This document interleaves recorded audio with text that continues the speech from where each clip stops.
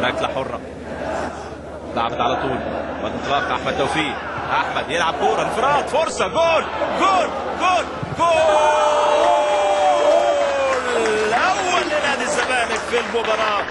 محمود كهربا القناص في المتابعه يسجل اول اهداف المباراه في الدقيقه 54 من عمر المباراه.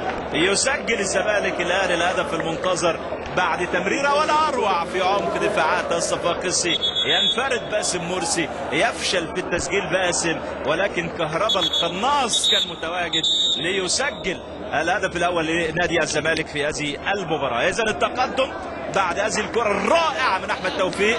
انطلق احمد توفيق، باسم سدد في وجه حارس المرمى رامي الجريدي.